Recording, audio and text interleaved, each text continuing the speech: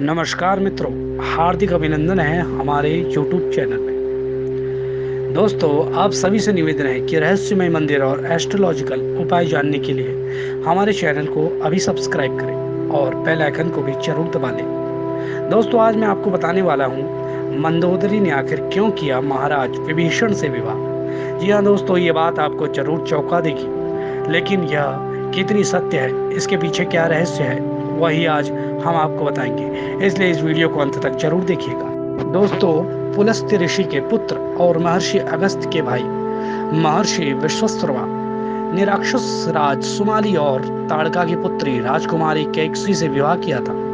कैकसी के 3 पुत्र और 1 पुत्री थी, रावण, कुंभकर्ण, विभीषण और शूर्पणखा।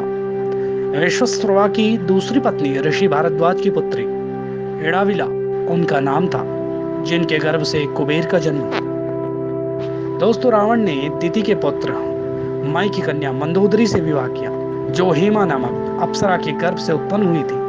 विरोचन पुत्र बलि की पुत्री वज्रज्वाला से कुंभकर्ण का और गंधर्वराज महात्मा शैलूष की कन्या शर्मा से विभीषण का विवाह हुआ था। दोस्तों, भगवान शिव के वरदान के कारण ही मंदोदरी का विवाह रावण से हुआ था।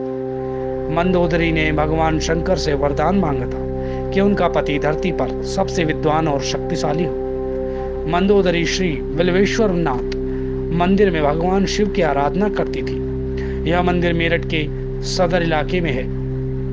आज के समय में ये यहीं स्थित है, जहां रावण और मंदोदरी की मुलाकात हुई थी। रावण की कई रानियां थी, लेकिन लंका की रानी सिर्फ मंदोदरी को ही माना जाता था।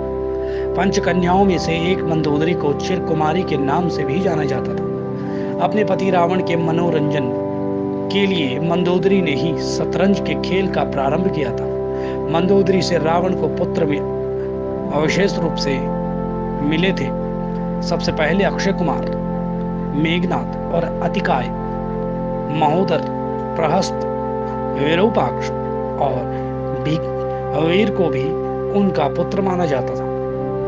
एक कथा यह है कि रावण की मृत्यु का एक खास बाण से हो सकती थी। इस बाण की जानकारी मंदोदरी को थी। हनुमान जी ने मंदोदरी से इस बाण का पता लगाकर चुरा लिया, जिससे राम को रावण का वध करने में सफलता मिली। सिंगलदीप की राजकन्या और एक मातृका का भी नाम मंदोदरी था। हालांकि जनश्रुतियों के अनुसार मंदोदरी मध्य प्रदेश के मंदसौर राज्य की राजकुमारी थी। यह भी माना जाता है कि मंदोदरी राजस्थान के जोधपुर के निकट मंडौर की थी।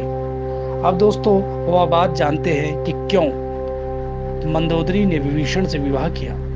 जब रावण सीता का हरण करके लाया था, तब भी मंदोदरी ने इसका विरोध कर सीता को श्री राम को सौंपने को कहा था, लेकिन रावण ने मंदोदरी की एक नहीं सुनी और रावण का श्री राम के साथ भयंकर युद्ध हुआ। ऐसा माना जाता है कि श्री राम रावण के युद्ध एकमात्र विभीषण को छोड़कर उसके पूरे कुल का नाश हो गया था। रावण की मृत्यु के पश्चात रावण के कुल के विभीषण और कुल की कुछ महिलाएं ही जिंदा बची थी। युद्ध के पश्चात मंदोदरी भी युद्ध भूमि पर गई और वहां अपने पति, पुत्रों और अन्य संबंधियों का शव देखकर अत्यंत दुखी हुई। फिर उन्होंने प्रभु श्री राम की ओर देखा, जो अलौकिक आभा से युक्त दिखाई दे रहे थे। श्री राम ने लंका के सुखद भविष्य हेतु विभीषण को राजपाट सौंपा।